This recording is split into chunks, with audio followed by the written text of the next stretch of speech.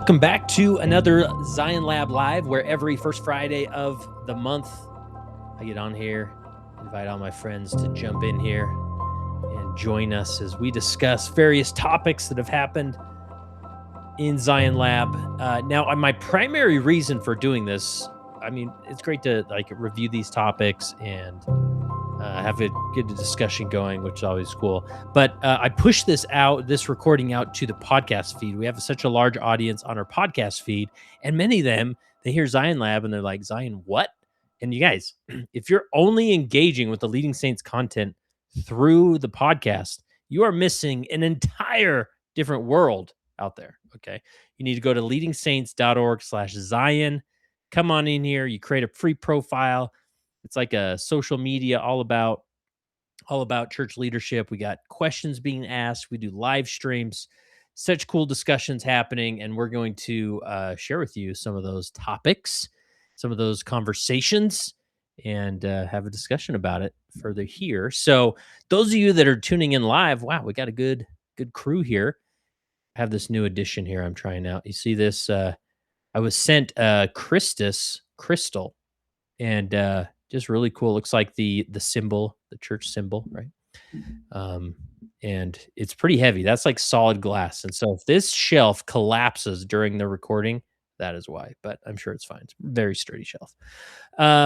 So I'm going to get my screen ready here. We're going to review some different posts. Typically what I do is I go to the analytics on Zion Lab, and I will kind of ask I'll sort it to see which topics were the most popular, had the most comments, had the most likes, those types of things. And so we'll explore some of that today. So we got LeGrand from Morristown, Tennessee. Love to see it. Good to see people unmuting their cameras, making me feel not so alone. It's really good. And I get some of you are like quietly listening in your cubicle at your job, and I don't have a problem with it. So, all right. And of course, I got to mention, we are in the middle of the Liberating Saints Virtual Summit. It is so awesome. I just feel so much energy from these virtual summits. It's been a few years since we've done any virtual summits. I think COVID really knocked my legs out from under me with as far as doing virtual summits. But it's just so cool. I mean, I love this content that's going up every day. People are loving it. We're doing a deep dive into all things ministering to individuals who are struggling with pornography. And I'm just so amazed about these experts out there, the people I interview, just the type of content they're putting forward. So if you're not part of that, definitely jump in. There'll still be a time to see all the content, and we'll probably do another round of this virtual summit here in a few weeks. I haven't decided yet, but sort of an encore presentation, if you will, and making sure everybody gets a chance to see it. The one thing where our social media is still down, oh man, that's a whole nother story. It would bore you here if I went into it, but I'm working with some people who have some inroads into Meta, so we can get our Instagram and our Facebook back. But it's really not been helpful to not have social media to promote this incredible virtual summit. And so we're not quite getting as many attendees as we usually do. That's just because a huge marketing channel is cut off there. So, but that's just how mortality will do you. It's true. All right, let's jump into some of this. I don't know if you want to put in the chat, you can raise your hand. If there's a certain post or topic that you're interested in, love to explore. I think the place I want to start, a few different posts that I always appreciate John Shaw's posts. He talks about the new standard plan for meeting houses. Somewhere a blueprint was leaked as far as the church putting out. Here, I'll share my screen here. Stand by. Just so you can get a visual, see what I'm looking at. We'll put this on YouTube later as well. All right. Sharing my entire screen. So John put this out. These plans, I don't know, was leaked or something, but they have a new design of the meeting house where the sacrament table, there's going to be an aisle down the middle of the chapel with a sacrament table in the middle and then the lectern right behind it. Here's a little pet peeve I have in our culture. When you stand at the microphone, you're not at the podium. You're standing on the podium. You are at the lectern. Okay, I'm just going to put that out there. See if I can create a sway and that we can start calling it by the correct technical name. So, anyways, the lectern. Anyways, that's cool. That's one post. Let me go back here to this other one I want to talk about. We had a post here about the Constitution Fifth Sunday. I'll bring that up. I want to also talk about this one, men's experience in church. I want to talk about mental capacity as well. Okay. So we had a post in called Constitution Fifth Sunday. How'd it go? Because I knew everybody, um, in the church was, mandated to have this meeting. For Fifth Sunday, where you show the video, focus, have a discussion about the Constitution. Actually, not everybody in the church, obviously, those in the United States of America. Happy 250 years to all of you. That they had this. So I put this up there. How'd it go? Now, our stake actually didn't do this because we had stake conference that Sunday, and we were told to do it another Sunday. So I think we skirted past it. We'll see if it happens. But and I love this InZion Lab that has this conversation summary because there's 31 comments. Now I would, I don't want to bore you by going through each one of those comments, though I'm sure they're very fascinating. But it says the discussion. AI will summarize it for me. Oh, what's it doing here? Oh, it's expanding it. Overall positive experience and respectful tone. Now it's giving me too much text. Let me try something here. I just want this is what I want. The discussion about the Fifth Sunday lessons on the U.S. Constitution reflected a generally positive experience with a focus on maintaining a respectful, non-political atmosphere. Many participants appreciated the spiritual framing of the Constitution and religion, though some noted challenges such as the length of the video, combining youth and adults, and limiting time for discussion. This was also interest in. Oh, there was also interest in improving engagement through better structured and small group discussion, especially for youth. All right, moving on. So there's this other post, Bryce Bender. I always appreciate Bryce. He takes it to the next level. I'm gonna say, is Bryce in here? I don't think he is. No, he's not. He always takes the next level. He doesn't just post a question or a thought, like a text thought. He posts a video here. So I think you'll be able to hear this. I will play it. Okay, I've got thoughts. I just came back from a coordinating council meeting. So it was like, I don't know how many stakes, 18 stakes, all the wards in those stakes, all of their elders quorum presidencies, and all of the relief city presidencies. So the entire stake center was filled up with these presidencies all the way back to the stage, almost every seat filled. And the visiting speaker was a sister from the General Relief Society Council Board, General Relief Society Board, General Relief Society Council, and she's did great. And her, male counterpart, if you will, who spoke before her, was a stake president just within our coordinating council. Both of them spoke about ministering. Both of them spoke about experiences that drive people to a closer relationship with Christ that can happen within Relief Society, within Elders Quorum. It was overall a great meeting, but I couldn't help but think, and part of it was because the sister began her talk by saying, "I'm here to talk to the sisters, men, you can listen to, blah, blah, blah." And, so the keynote speak was about Relief Society, and it was great. And part of her keynote message, though, she pointed everyone to the Tools app and talked about, wax poetically about all these amazing resources that are within Tools. If you go adults and then women, there is almost a limitless amount of stuff. There's even a podcast for women in the church that's got a ton of great people on there. I might tap into it. I don't know. Looks legit. But there's all these great resources. So being an Elders Quorum president, I was like, let's see what they have for men. This is cool. I didn't know they had this tunnel. Click over to men. There's a couple of links to some General Father's Day videos. and then there's a link to the Bible dictionary about the priesthood. That's it. Nothing else. Like nothing generously curated, or intentionally curated or created to talk about men, to talk about responsibilities of men at home, at church. None of that has been made an effort. So it's clear to me that there's a lot more emphasis happening, more intentionality happening, and I'm sure it's simply because they have a generally site presidency and a whole board of people, and that's their job, right? To curate that information, and they're doing a great job of it. And I was inspired to hear from her, and obviously it's wonderful that almost everything she said was applicable to Elders Quorum, because we do a lot of similar things between Really Society and Elders Quorum.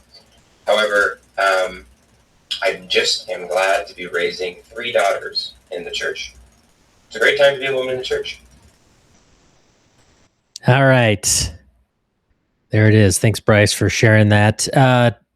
And Stuart in the comments says you went to a similar meeting. Anything you willing to unmute and maybe share your perspective, what you experienced there? Again, we're not here to like be critical of the meeting or anything. I'm just curious if there's other contexts you're willing to share, or anybody have thoughts on that. You can raise your hand or type it in too. We'd love to hear from you.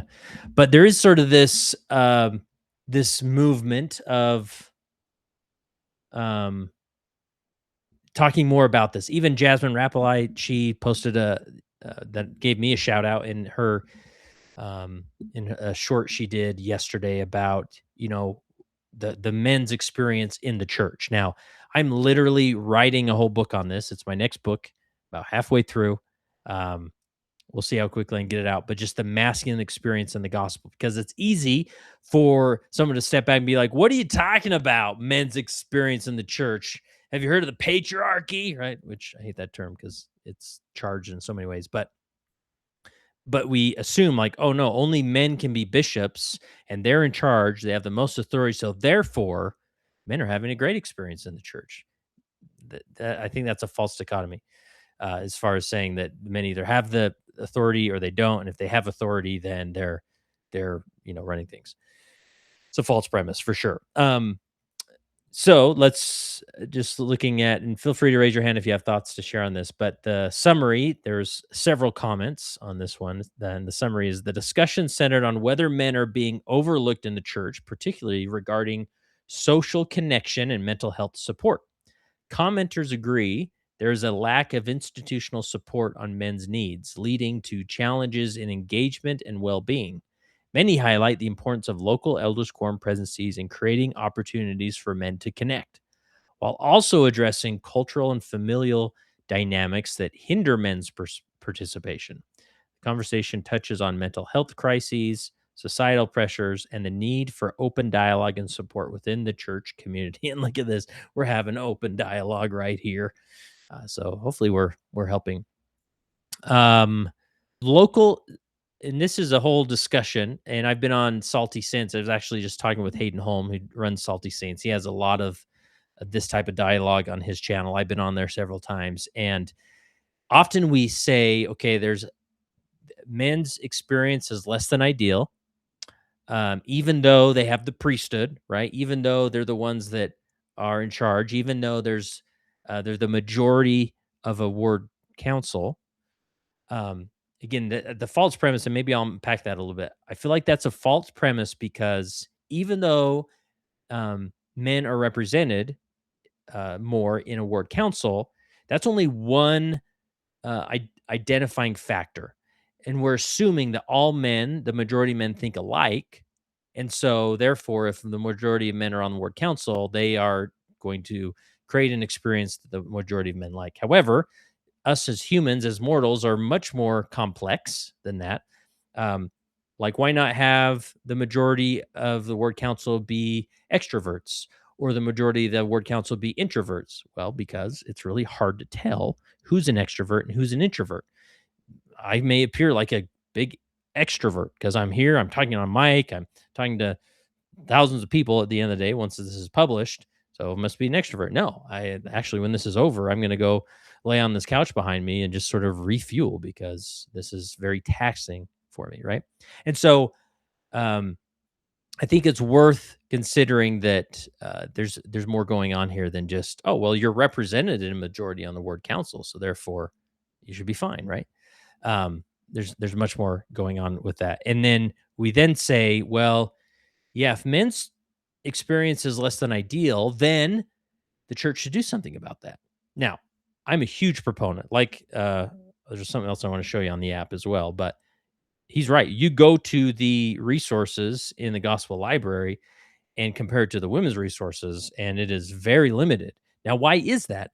A big thing is the men the male demographic is the only demographic, the adult male demographic, I should clarify, is the only demographic that does not have a dedicated advisory council on the church level, right?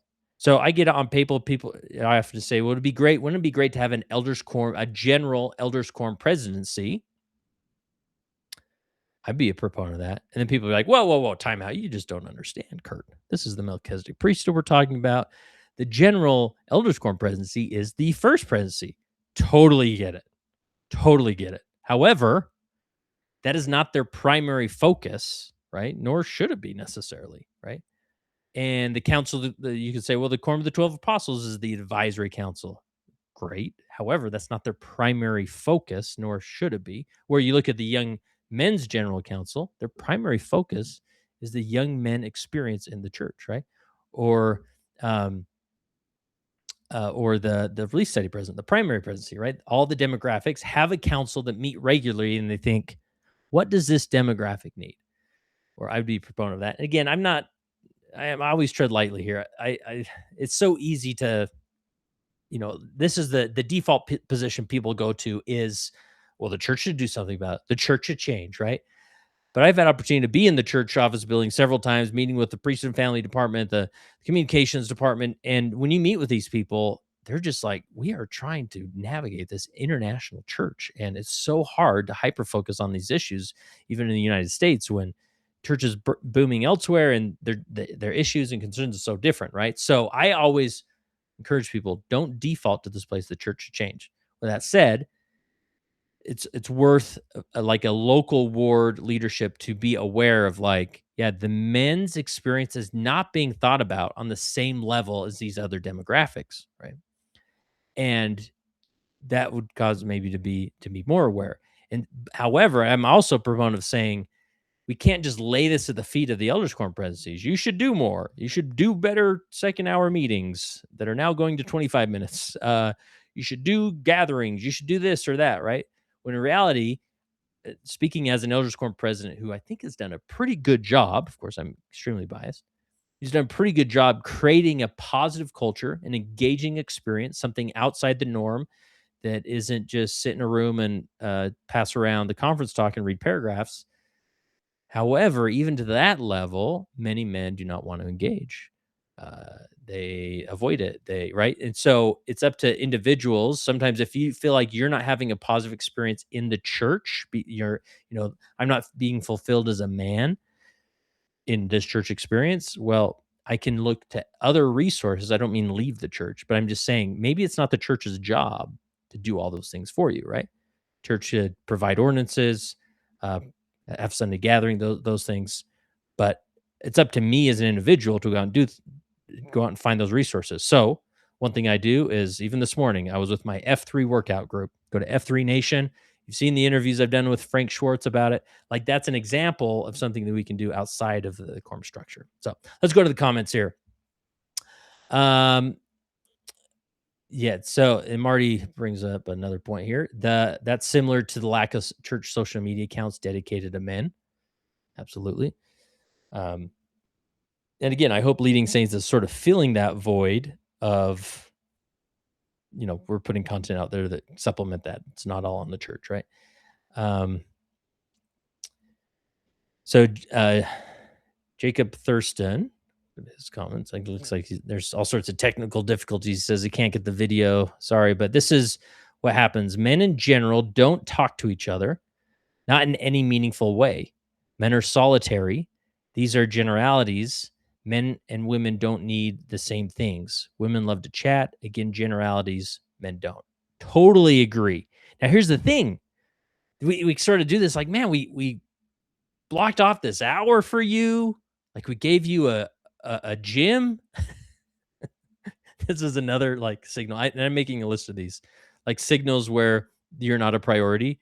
Every other auxiliary has a room as a plate, primary room, relief society room. Even the youth have their room, even it may not be labeled, right? Oh, elders quorum. How about the choir seats or going to the gym, right? Just these subtle hints of like, you kind of don't matter here. We didn't plan this building thinking of you. Anyways, I'm being a little harsh and hyperbolic, but and so this is what we do. Like, hey, go in there. Like, go do your thing. Go connect. Go talk. Oh, they don't talk. Oh my goodness. What are we going to do with these men? They don't talk.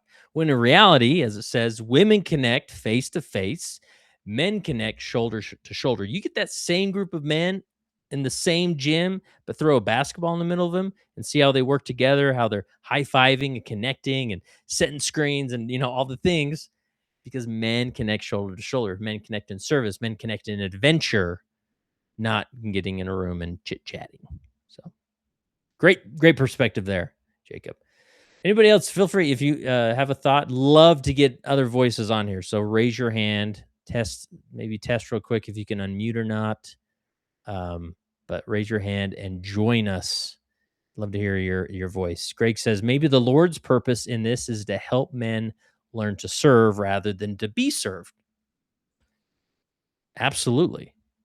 Absolutely. I think it's one of those of just like what do you call it? The pyramid of needs, right? Where it's like, if this is you're coming to this live stream hoping to get something out of it. However, if the oxygen was sucked out of the room that you were in, you would that would be your primary need. You wouldn't care about anything that I'm saying, right? The hierarchy of needs, Maslow's hierarchy of needs. Anyways, some philosopher. And so I think, you could look at the men, and this is where we usually default, like, well, man, like, why do you care about your experience? You should just serve, right? But I think there is some type of cultural foundation we need of being like, man, I got friends here and I feel wanted here. I feel seen here. And then it's like, oh, service assignment. Oh, Bill's going to be at the service. I'm in, right? So I think that is the like a fair statement, but I think there's just more of the foundation and the nurturing that needs to go into that cultural soil that can then present the service assignment that people engage in. All right. Chris says, fact, the demographic with the highest rate of suicide in the country is middle-aged white men. Men in general are struggling. Yes, they're not women, but why not a timeout for men or BYU men's conference? It just seems that in the larger institution, nobody really is concerned. Yeah. I mean, again, it's these little signals. We don't need a parade. I will even keep using the gym. I actually prefer the gym. We'll sit on the hard chairs. We'll do the conference talks, but like, just like a wink and a nod every once in a while, or like, hey, the church is doing this conference. You're welcome to go. You don't have to go. Right, man, we could do so much. And, I know Chris has been to the Warrior Heart boot camp. Like, it is like even just being a spectator at these, to just step back and be like, oh, look at that man showed up in position A and now he's in position C. And wow, like there's a transformation happening. So very good thoughts, Chris. Thank you. Lots of comments coming in. Love to see it. Ron, go ahead. Just a shotgun blast of thoughts. First of all, with respect to the lessons and the choice, I think greater care needs to be taken in picking them. There are great experiences. There are stories that take a whole page out of a 3-page lesson, and it's a great story, but it's hard to build a lesson. Brethren are not doing much in the way of building a lesson. It's like we got 1/4 or 1/3 of those who teach who are doing who are doing discussion circles. When it comes to lessons, I would say, brethren, be careful what you pick. Don't get in love with a particular story or incident. Number one. Number two, do look at the teachability of the talk and how easy it will be for a teacher to devise a lesson and how easy it will be for the class to follow it. Yeah. Great thoughts. Second thought, with respect to our rooms, at the very least, I would like something done in the cultural hall or wherever.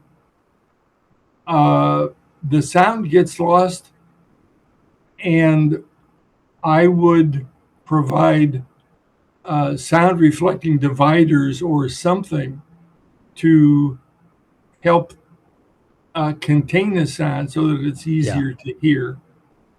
Yeah, that's a great point. And one simple hack to do that. I remember back in the day when I was little, they had those rolling like walls so you can make makeshift classes. I think the church attorneys got too many those tipping over on children. So, but one hack that I would suggest if you're holding in the gym, one always smaller. My primary hack is smaller groups, multiple facilitators and discussion. However, if you are meeting as a class, if you angle the chairs, if you move the chairs into the corner, into one corner, so that the teacher is looking at the corner, right? So what happens? He's doing most of the talking, so it's capturing the sound on the walls that are close to you, rather than just speaking out towards the greater room, right? So, little acoustics hack for everybody, but great thoughts. Anything else to add, Ron? I'll probably chime in again later. All right. Thanks. We'd love to hear from you. Kevin says, I really miss the priesthood session of General Conference, a great time for instruction for men and boys, and a time to bond as father sons and discuss the gospel in a normal, natural way. Man, I'm right there with you, Kevin. Man, I just love the old format of like, all right, we're going to hear from a few 70s, and then the first presidency's going to get up, and you know what? There's going to be a little spice on their message. And I mean, President Hinckley, he got topics like, abuse, how we treat our wives, and gambling, and man, he came at us in a more loving way, and I appreciated it. But it was great. So, yeah, let's bring that back. And again, the church is going to do what the church wants. We're not here to dictate or whatever. To me, our best approach is to take ownership and say, like, okay, there's no priesthood session. Maybe every 6 months I could institute a tradition in my family, right, where we go and do a boys' night and gonna go, whatever it is. There's all sorts of ideas, but really good. Chris says we recently had a new Elders Quorum presidency, completely changed the experience culture in Elders Quorum. Small discussion groups on Sundays, activities monthly, so much better. Local leadership always affects our church experience more than the institutional church. So true, right? Like even if they did change, doesn't mean our local ward's going to shift much. And so the more we can create inspiration on the local level, the better. So Marty, go ahead, brother. Can you unmute? Barely. If you can't unmute, we're all lost, my friends. I just messed up on it yesterday at work too. So I think another thing to keep in mind is that there's no such thing as like the perfect lesson that's going to hit everybody equally well. Like for example, okay, yeah, we're on Friday now. Okay, days are blurred for me. This past Sunday, I got to teach Elders Quorum, my Elders Quorum president. This is what I get for having him as my backyard neighbor. That whenever he has a gap, he's like, Marty, you can take over, right? You have ideas. You listen to stuff. And so, I did, it kind of followed your model, Kurt, of, the small groups, individual facilitators for each group.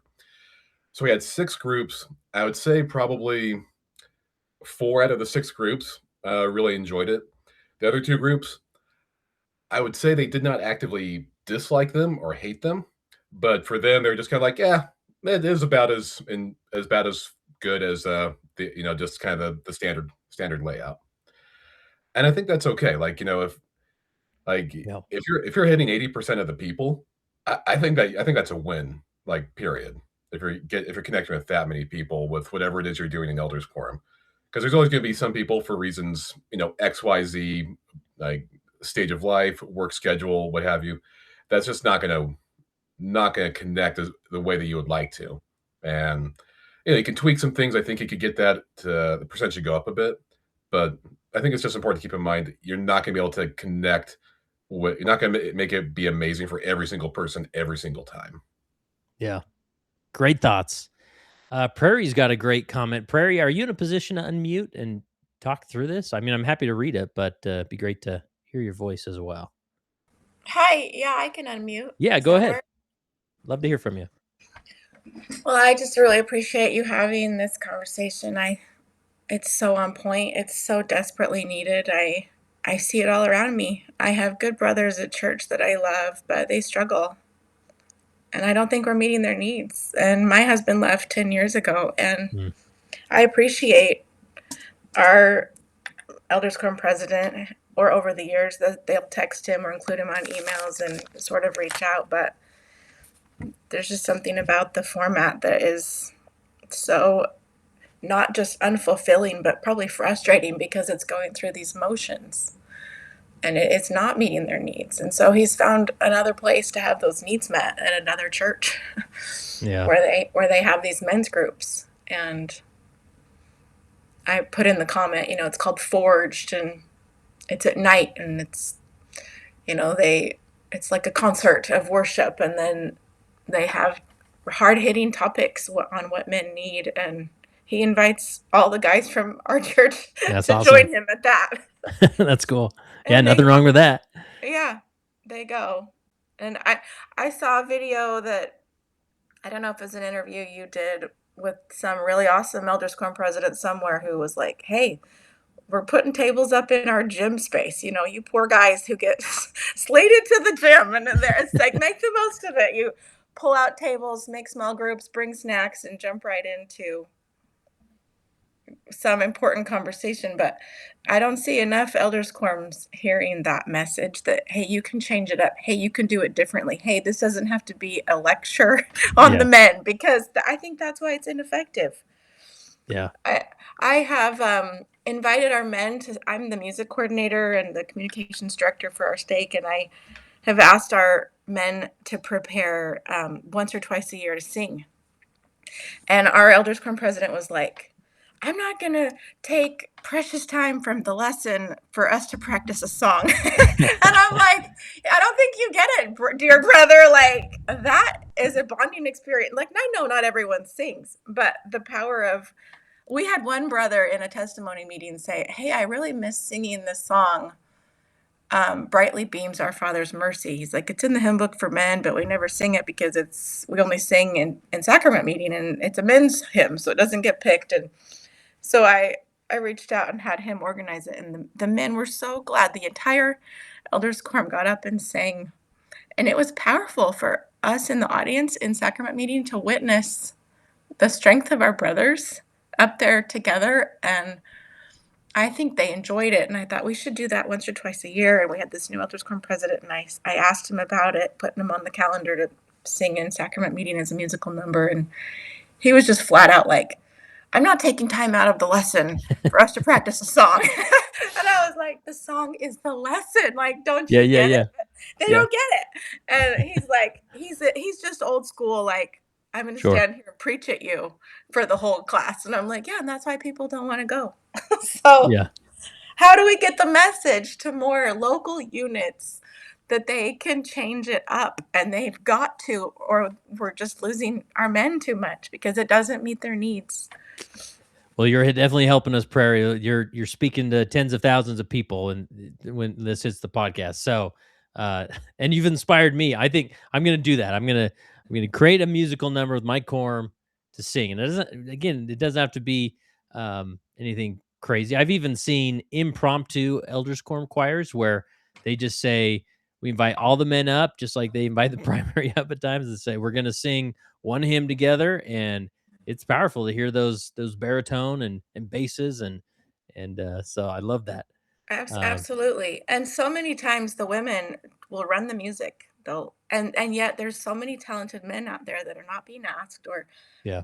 like having one of them play the piano or having one of them conduct. I'm just like, they don't. I just think the more things you can do shoulder to shoulder for the men, the better, because Yeah. that's where they're going to connect with each other in a worshipful way.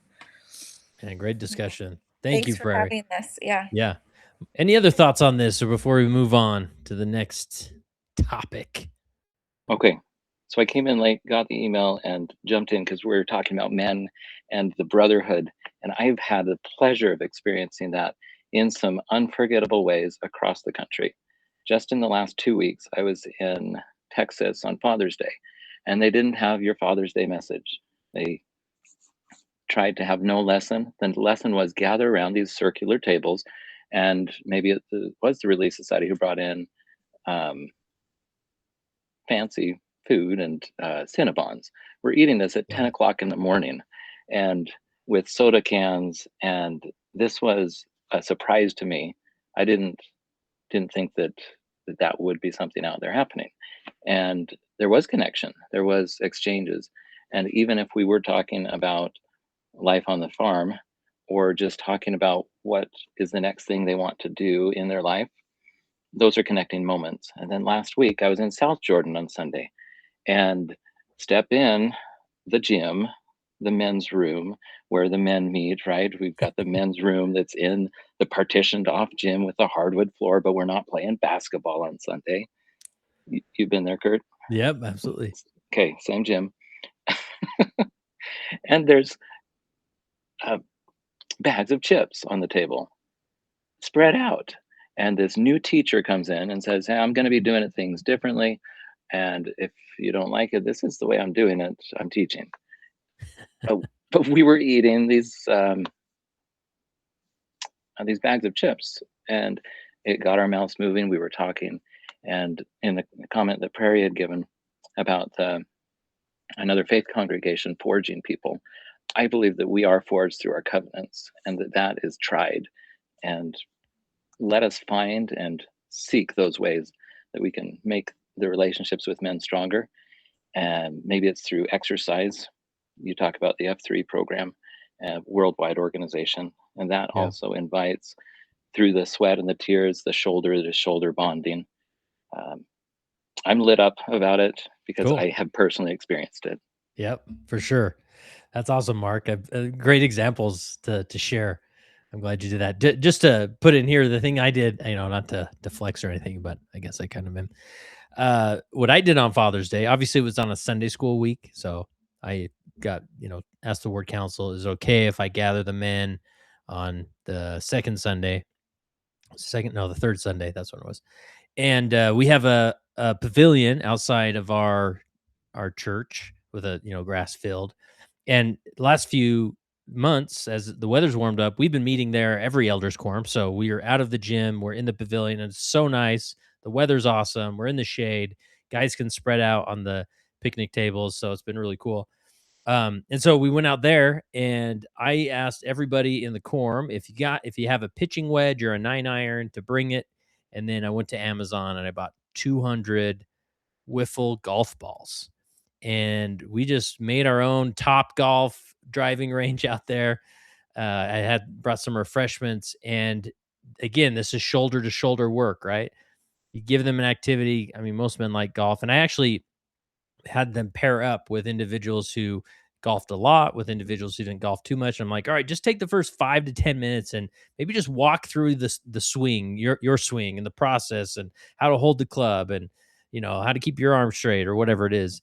And it was cool to see men engaging there, and then it naturally developed into conversation. And and I told him, you can golf on Sunday if it's just a pitching wedge and a wiffle ball. So anyways, it was great though. Guys loved it. And maybe it'll be a tradition. We'll see.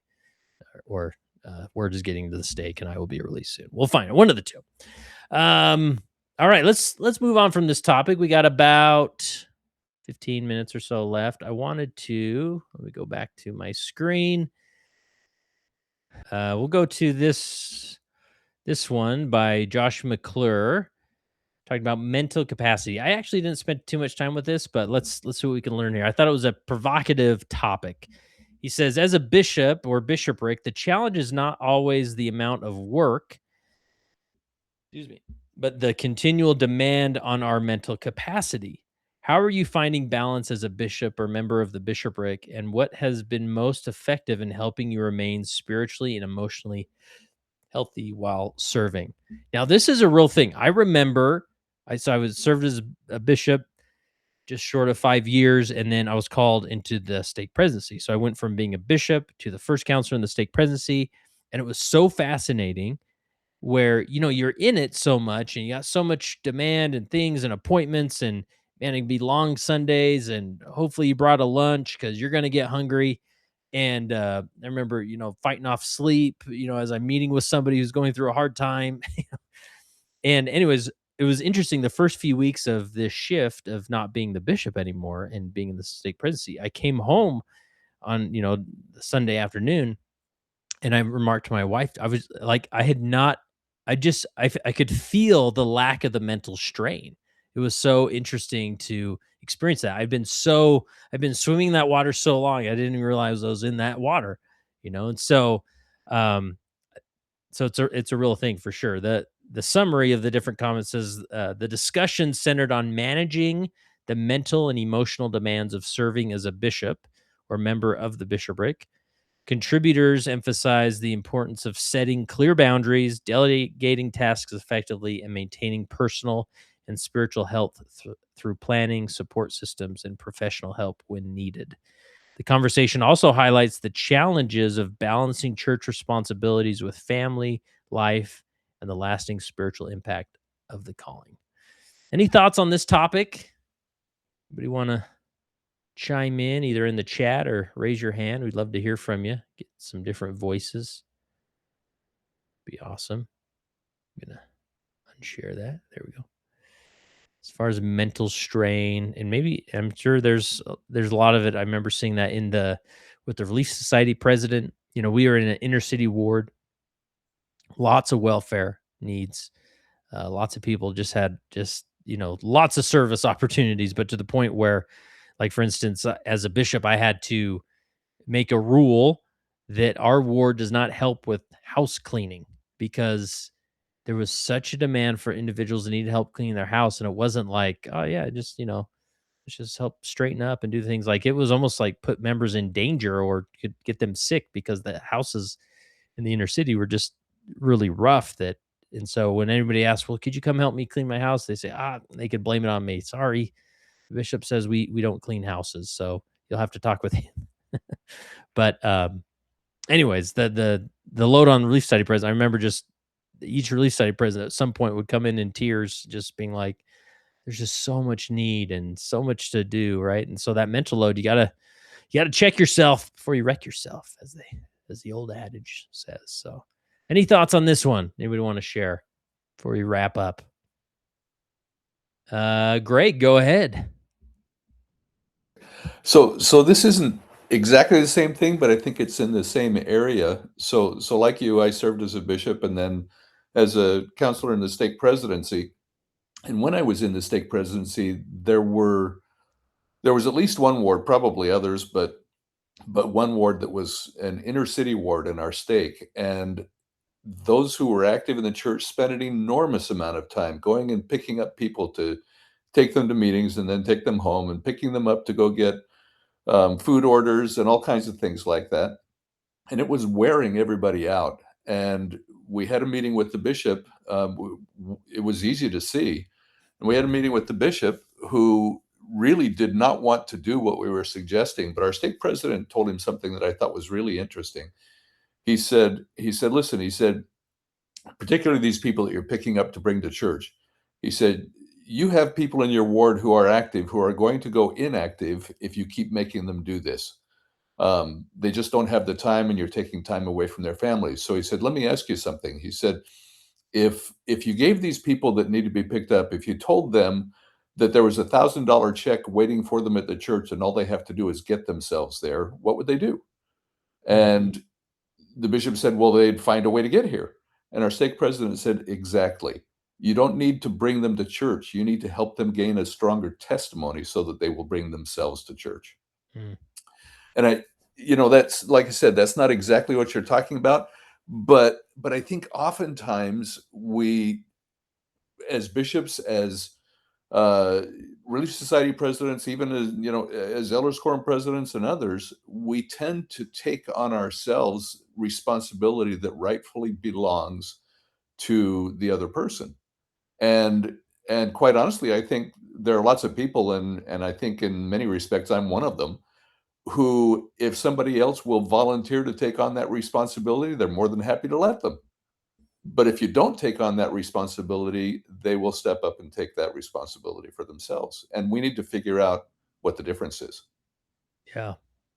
Great thoughts. And we've sort of gone to, just, excuse me.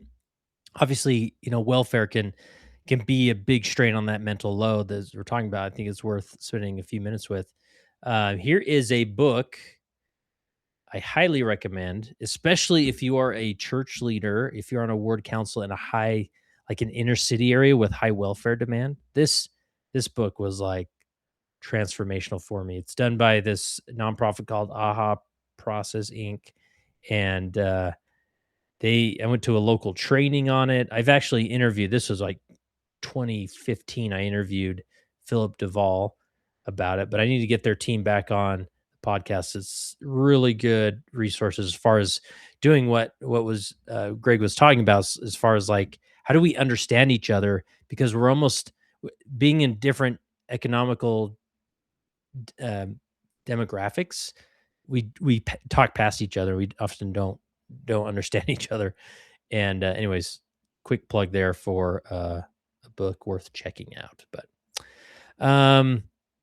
Mark says fatigue is the common enemy of us all. So slow down, rest up, replenish, and refill. From Elder Holland's Like a Broken Vessel. So true, yet so challenging to remember. Personally, I try to take it one day at a time. Yeah, and setting boundaries, Chris is emphasizing. Like, that's the thing is, you got, and obviously every ward is different, but like in the ward I was in, high welfare ward, I'd get people calling me on a Tuesday night. Hey, Bishop, I'm being evicted tomorrow. Crisis. Like, help me, my family, all my stuff. Right? And the boundary I had is like, okay, well, we have a process. I can only cut checks on Sunday, because I'm not going to run to the church every day whenever there's a need to pop up. So you figure your situation out until Sunday, and we can talk Sunday, right? Anyways, just those boundaries, figuring out like, how can I make this so that every crisis doesn't bleed over to my family life, right?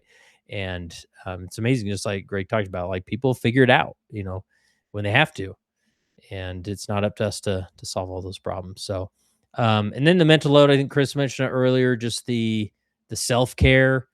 Like, it's so easy. I call it the calling monster. If you want to give 50 hours a week to being a bishop, you could probably do it. There's plenty to do. 60 hours a week being a Relief Society president, you could probably do it, right? And you just got to say, I'm just not going to spend the time, and maybe the lesson will be mediocre or whatever it is. Like, yeah, you may not hit the stellar level or hit all the numbers, but at the end of the day, you got to live your life. And these are lay positions where nobody's getting paid. Nobody's, that sometimes the opportunity for service is sort of outweighing the living your life, right? And so delegating, giving others opportunities, or just saying, no, I'm sorry, we can't help you, or I can't give you a ride today, or whatever it is. So Greg, go ahead. Yeah. So what you were saying reminded me of something else that fits in this discussion. When I was serving as our bishop, we had in my ward, there were, I don't know, probably 2 or 3 people who were so needy and so desperate. And I just didn't know how to handle it. So I went and talked to our stake president, and I'll never forget what he told me, because it applies in so many different ways. He said, in any ward of that size, there are going to be a few people, maybe 1, maybe 3, but they're few, who, and the way he described them, he said, they are black holes of need. He said, you could spend every waking hour you have, you could neglect your work, you could neglect your family, you could spend every moment of time that you have, and you would still not be able to fill their need. So what you have to do is, and others have said this in the chat, you have to establish boundaries that allow you to help them, but still leave time and energy to help the other people who you really can help. There are people that you can help and people that you can't help. And he said, don't ignore the people you can help, because the others are so demanding and so vocal and so needy that you feel like you got to do everything for them. Yeah, amen to that. So true. All right. As we wrap up here, we're at the hour, but before you log off, I want to share one more thing with you here. Let me go to my screen. So in Zion Lab, you can find this on the app too. You click on the spaces option, but if you scroll all the way to the bottom, there's going to be this link saying become a Zion builder. Now, here's the thing. Nobody has an excuse of not becoming a Zion builder. This gets you access to additional content on Zion Lab. Helps us keep the resource going and functioning. Why is this page loading slow? I'll look at that. 250 plus hours of additional content. Come on. Anyway, it'll look better on your screen. Maybe I need to look into this. But you can subscribe for $15 a month or get free access now, donor supported. So we don't want anybody feeling like they're limited on the content that they can receive through Leading Saints. And we have donors behind the scenes who step forward and say, you make sure everybody who wants access to the content gets access. And so please go here, become a Zion builder, and jump into all the resources. There's so many resources. This page has me worried now that it's not loading. But and become a Zion builder and help us support the cause of what we're doing here. It keeps us going, gives us helps us create the content we do, the virtual summits and all that. So become a Zion builder, and let's meet next month, first Friday, and talk about things that are being posted. And another thing, if you'll do for me, go to Zion Lab right now, find a specific space or area and ask a question, share a resource. Hey, this is what we did for Father's Day. We got wiffle ball golf balls and it was awesome and men enjoyed it. And that was just an idea, right? And then next year, guys can come on here and they can go to the AI. If you go to the messaging area and ask a question to the AI clerk and say, hey, what questions do you have about mental load, or resources do you have about mental load or men's experience in the church? And it'll give you resources. So we need more engagement there. People asking questions, sharing thoughts, perspectives, make it happen. So those listening elsewhere to this recording, make sure you go to leadingsaints.org/Zion and come join the party. There's so much going on. Obviously, great questions, great discussion, and so much more that was not mentioned on this episode. So, all right, everybody, thanks for tuning in, and we'll see you over in the lab.